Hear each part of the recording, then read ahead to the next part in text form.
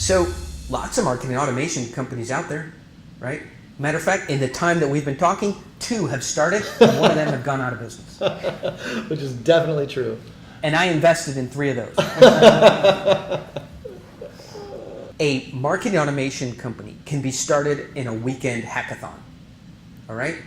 You start the weekend with an idea, at the end you can have a pretty decent market automation platform, right? That, however, is and it could have lots of interesting features, maybe even features more advanced than we have, who knows? The issue is that is not a platform you could put your business on, right? And I'll tell you why. The programming, the features and benefits, yeah, it takes dozens of engineers and thousands of hours and millions of dollars. But the reality is these little APIs that carry information in and out of the internet must be maintained, and they change constantly, right? And so it is it is one level of challenge to write the software, but it is unbelievably difficult. And the number of companies, by the way, that have written software, can write the software, or will write the software, let's call that 100. What? Landon, you have 100 competitors, right? Now, managing the thousands of APIs or application protocol interfaces that transfer data in and out of the internet, right? Now that's incredibly difficult. And I can tell you, the companies that can manage, and you need those APIs if you're going to automate your software. They have to talk to FedEx, they have to talk to UPS, they have to talk to Salesforce, they have to talk to your warehouse, they have to talk to Amazon, they have to talk to each other, they have to talk to your software, they have to talk to the transformers on the dark side of the moon. These APIs have to talk to everybody. Yep. The number of companies that can manage that kind of day-to-day change and has the money to put into it isn't 100, it's not 50, it's not 20, it's 3. Right? So what I've done is I've taken the whole marketing automation, by the way, I don't know your field at all, right? But I've taken the whole marketing automation industry, right? And your some 100-odd competitors and framed them down to 3. Now I only have to fight 3 guys, right, instead of everybody, right? And now the next part of my pitch would be to spread some big differentiation between us and you pick your 3 competitors. So now we're talking about framing, right? So I wouldn't pick. You pick some good enemies. I would pick IBM, right? I would pick you. Who else would be a 3rd competitor? Salesforce, sure. Salesforce, right? I can tell you right now, right? There's 3 companies that do this at the level that we do it. It's incredibly difficult, right? It's hundreds of engineers grinding away 24 hours a day, right? If one of them takes a coffee break that is too long, systems stop. Everything stops, yeah. Everything stops.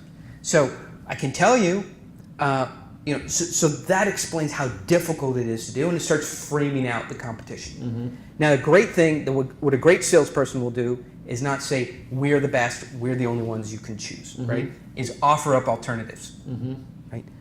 We are not for everybody. There's in fact, IBM does as good a job of marketing automation as anyone.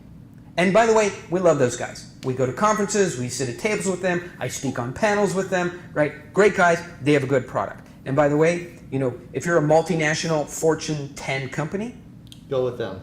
That is a good option, right? It's a good option because they'll take your money, right? It's a good place to use $15 million, right? Your board will be happy. We got a $15 million marketing automation package from IBM, and the chess making machine we get 10 minutes a day to play chess with, right?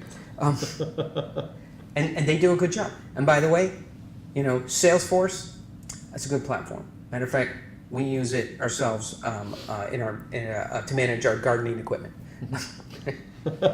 and in some ways, people come and tell me, we're using our Salesforce platform, and I say, that's cute. Yeah.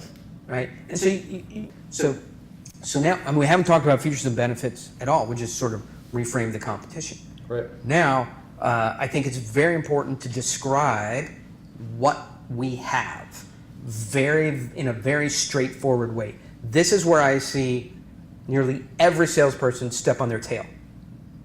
And I'm using the word tail euphemistically. Yes. Okay. So almost no salesperson or marketing person is able to describe what they have without selling it. Yeah. Okay? So what I'd like to have people do is put on their hat Wall Street Journal reporter hat. You read a Wall Street Journal article about a product. They don't sell you the product, they describe it, and they give you fairly reasonable perspectives. They show both sides of the pancake. Okay? Yeah. So after saying, because what you're trying to do is get some trust from the buyer. Now, you're not going to get trust because trust takes a long time in human relationships. Okay? So set that aside. Trust takes a while to build. So what you need is status, right? Status is a good replacement for trust. Yeah. People will believe you the higher status you are, right? And so by describing what you do, why it's valuable, the company, your relationship with your competitors, without selling aggressively, you're raising your status. Almost nobody can do that.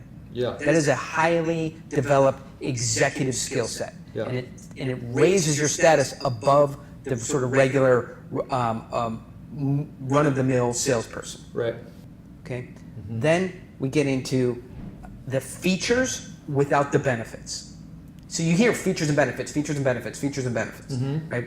But if you see salespeople pitch, they go feature benefit, feature benefit, feature benefit, feature benefit. So I never learn what it is without being sold it. Right. Because Right? benefits sound like sales. Yeah, benefits is sales. Okay, so we go back to the cup. I just want to know what it is, for God's sake. Okay. Yeah. So a typical salesperson will say, it's a beautiful off-color white, which is pleasing to the eyes. Hey, I'll decide if it's pleasing to the eyes or not. Just tell me what color it is. Yeah. Right? Right. So the way I would do it, off-white, hefty ceramic, got a Starbucks logo on the front, maintains the heat of coffee for over 2 hours if you apply the lid correctly.